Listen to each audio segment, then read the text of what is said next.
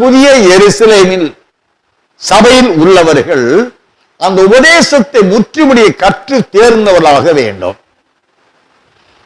தேர்ந்த அவர்கள் அந்த உபதேசத்தின்படியான சத்தியங்களை சார்ந்த ஆவிக்குரிய சாயலை அவள் அணிந்து கொள்ள வேண்டும். புரிந்து கொள்ள எபேசியர் 1:4 வாசிங்க.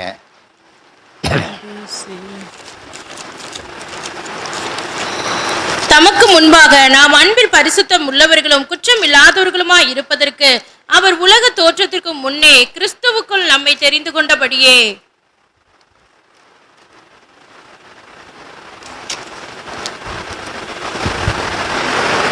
ஹல்லேலூயா.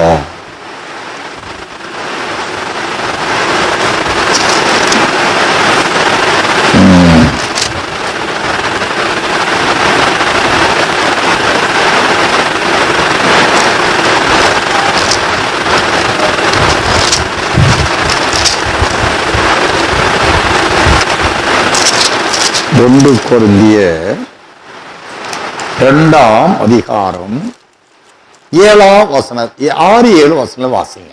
அப்படி இருந்தும் தேறினவர்களுக்குள்ளே ஞானத்தை பேசுகிறோம், இப்பிரபஞ்சத்தின் ஞானத்தை அல்ல, அழிந்து போகிறவர்களாகிய இப்பிரபஞ்சத்தின் பிரபுக்களுடைய ஞானத்தையும் அல்ல, உலக தோற்றத்திற்கு முன்னே தேவன் நம்முடைய மகிமைக்காக ஏற்படுத்தினதும் மறைக்கப்பட்டதுமாய் இருந்த ரகசியமான தேவன் ஞானத்தையே பேசுகிறோம்.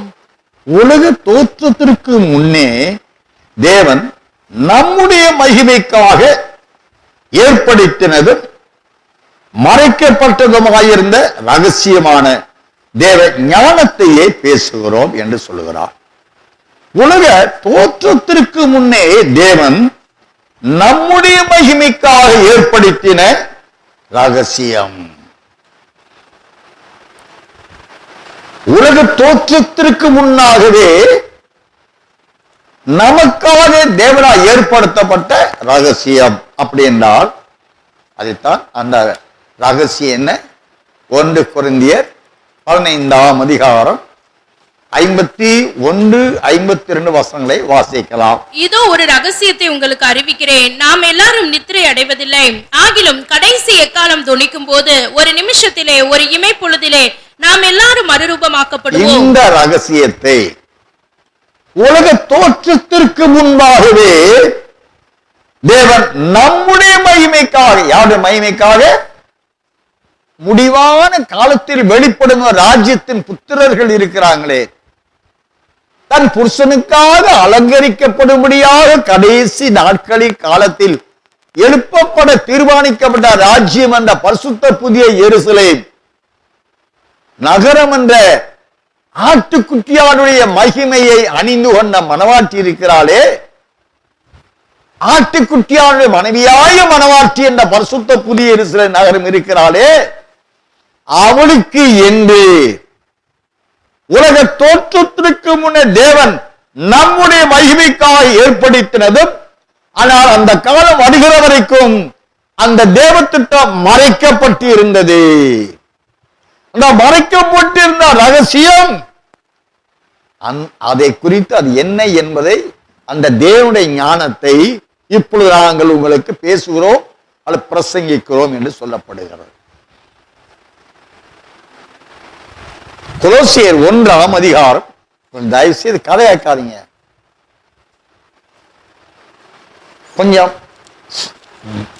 சிந்தனையில வைங்க, தியானத்துல வைங்க.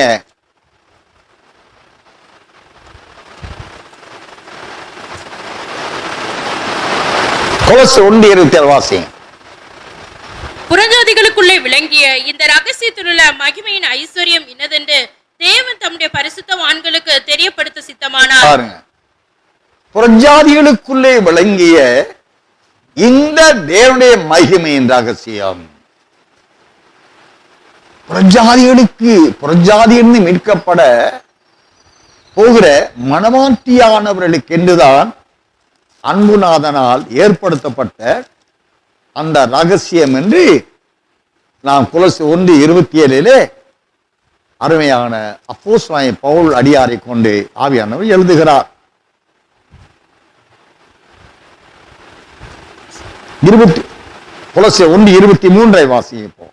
அந்த சுவிசேஷம் வானத்தின் கீழ் இருக்கிற சகல சிருஷ்டிகளுக்கும் பிரசங்கிக்கப்பட்டு வருகிறது. அந்த சுவிசேஷம் வானத்தின் கீழ் இருக்கிற சகல சிருஷ்டிகளுக்கு பிரசங்கப்பட்டு இருக்கிறது. அதற்கு நீ பவுலாகிய நான் ஊழியக்காரனானே என்று சொல்லுகிறான். கொலோசியர் 3ஆம் அதிகாரம்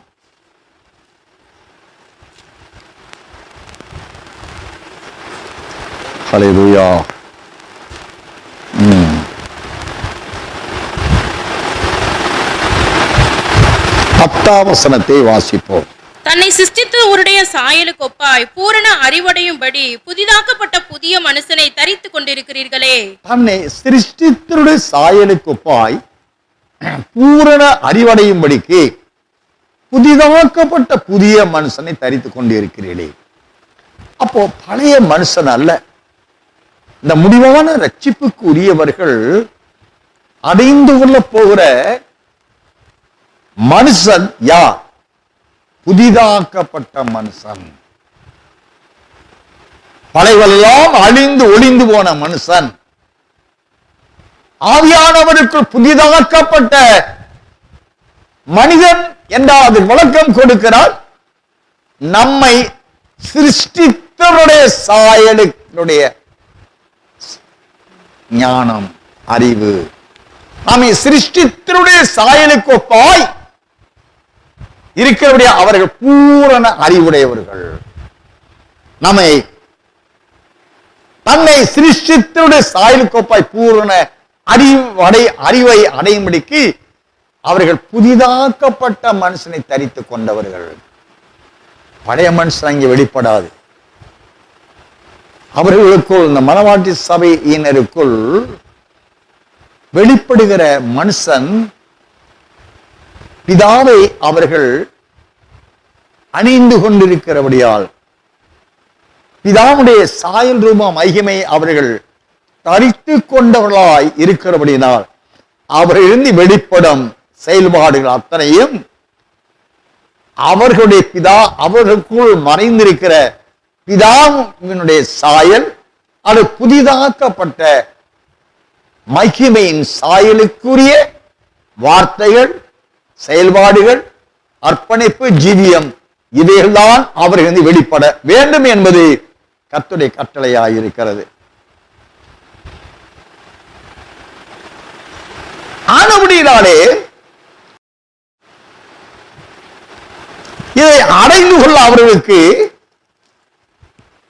2 கொரிந்தியர் 4ஆம் அதிகாரம் 4வது வசனம் வாசிங்க.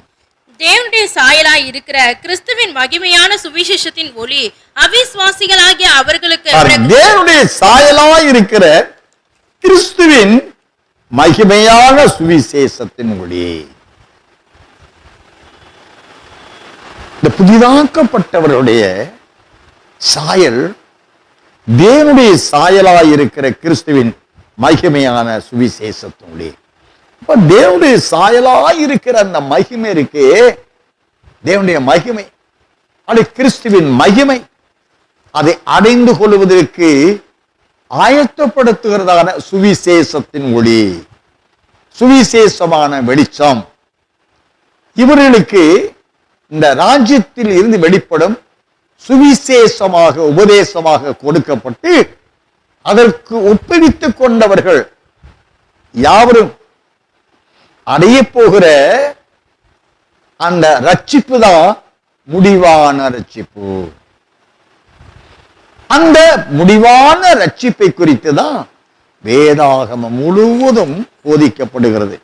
இதற்கு பழையற்பாட்டு காலத்திலே, உயர்பாட்டு காலத்திலே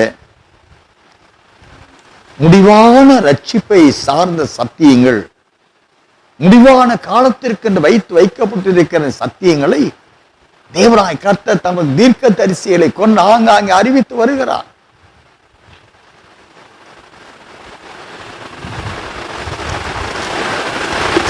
ஏசாயா தீர்க்கதரிசி புஸ்தகம் 51ஆம் அதிகாரம் 6வது வசனம்.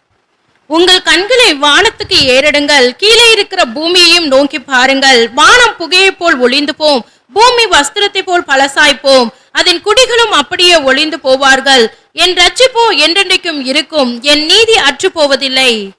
அருமையான கர்த்தருடைய பிள்ளைகளே, உங்கள் கண்களை வானத்துக்கு ஏறெடுங்கள், கீழே இருக்கிற பூமியை நோக்கி பாருங்கள்.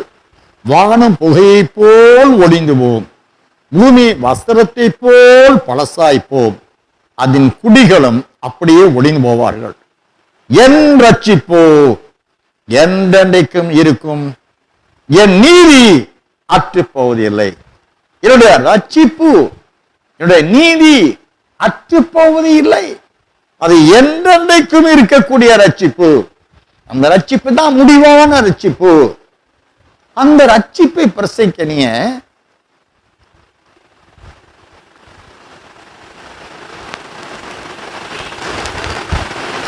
Hallelujah. Mighty Jesus.